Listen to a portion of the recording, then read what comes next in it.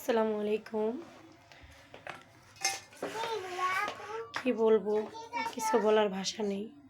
আসলে মনটা বেশি ভালো না। আমার বড় মেয়েটা অনেক অসুস্থ। সে গতকাল রাত্রে 9টায় গরম পানি পড়ে তার শরীরের মাজার থেকে শুরু করে বিভিন্ন অংশগুলো পুড়ে গেছে। তো আপনারা সবাই দোয়া করবেন, ভালো থাকবেন। কারণ আবার এখানে কিছু কথাও আছে, ভালো থাকবেন এর বিষয়ে বলছি। কথাটা শেষ করি। আমার একটা ছোট 2 বছরের বেবি, 2 থেকে 2.5 বছর কিংবা বেবি আছে। ওই বেবিটারে আমি বিছানার উপরে রাখতে গেছিলাম। ও একটা মেডিসিন ব্যবহার করে ঠান্ডার জন্য। ওর ঠান্ডা লাগলে আমি এটা ব্যবহার করাই। অ্যালার্জির সমস্যা থেকে বেশি ঘন ঘন ঠান্ডা লাগে, তাই অন্য ওষুধ খাওয়াই না, শুধু ওই মেডিসিনটা ইউজ করাই।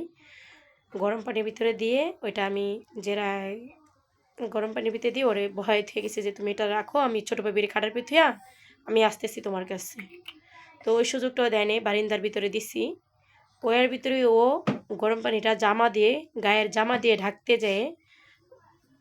তারপরে গায়ের জামা দিয়ে যখন ঢাকতে গেছিলো, ঢাকার সাথে বল হাতের সাথে ভাইজা পড়ে গেছে। পরে ওর শরীরের ভিতরে বিভিন্ন অংশগুলো পড়ে গেছে। তো আপনারা সবাই ওর জন্য দোয়া করবেন, আর কখনোই আমার খারাপ কমেন্ট করবেন না, কারণ এটা আমার গাফলতির কারণে হয়নি। আম্মু, এটা কি আমার গাফলতির কারণে হয়েছে? মুখ দিয়ে বলো তো। এটা আম্মুর জন্য হয়েছে তোমার শরীরটা? তো এটা আমার জন্য হয় নাই।